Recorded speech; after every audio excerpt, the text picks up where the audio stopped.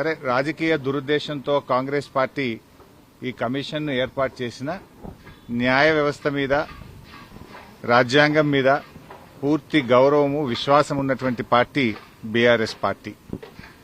ఈరోజు justice Ghosh commission మమ్మల్ని పిలిచింది కనుక ఈరోజు కమిషన్ ముందుకు వెళ్లి ఇంతకాలం కాంగ్రెస్ పార్టీ చేస్తున్న దుష్ప్రచారాలన్నీ కూడా వివరించి వాస్తవాలన్నింటినీ కమిషన్కు తెలియజేస్తాం. సో మా దగ్గర ఉన్నటువంటి పూర్తి సమాచారం, అన్ని విషయాలను కూడా కమిషన్ దృష్టికి తీసుకువెళ్తాం. గత కొంతకాలంగా కొంతమంది వ్యక్తులు, కొన్ని పార్టీలు వాళ్ళు ఉద్దేశపూర్వకంగా బీఆర్ఎస్ పార్టీ మీద రాజకీయ కక్షతో బురద జల్లేటువంటి ప్రయత్నం చేస్తా ఉన్నారు.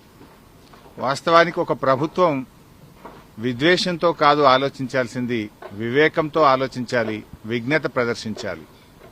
కానీ నేడు కాంగ్రెస్ ప్రభుత్వం విద్వేషంతో, రాజకీయ దురుద్దేశంతో మా మీద బురద జల్లాలని ఇవాళ రాష్ట్రానికి అన్యాయం చేస్తున్నారు. ముఖ్యంగా రైతులకు అన్యాయం చేసే ప్రయత్నం చేస్తా ఉన్నారు. నేను ఒకటే కోరుతా ఉన్నా, విజ్ఞత ప్రదర్శించండి, వివేకంతో ఆలోచించండి. ఈ రాజకీయాల కోసం తెలంగాణ రాష్ట్రం యొక్క నీటి హక్కులను కాలరాయొద్దు అని చెప్పి ఈ ప్రభుత్వానికి హితవు పలుకుతా ఉన్నాను.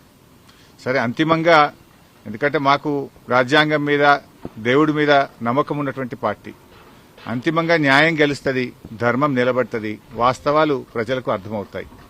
అందువల్ల ఈరోజు కమిషన్ ముందుకు వెళ్తున్నాం. కమిషన్ మమ్మల్ని అడిగిన ప్రతి ప్రశ్నకు పూర్తి స్థాయిలో సమాధానాలన్నీ కూడా చెప్తాం, వాస్తవాలన్నీ కూడా వివరిస్తాం. మా దగ్గర కొన్ని డాక్యుమెంట్స్ ఉన్నాయి, ఎందుకంటే మేము ప్రభుత్వంలో లేం. నార్మల్ గా ఏమైతుందంటే ప్రభుత్వంలో దగ్గర అన్ని డాక్యుమెంట్స్ కూడా ఉంటాయి, బట్ మా దగ్గర అందుబాటులో ఉన్నటువంటి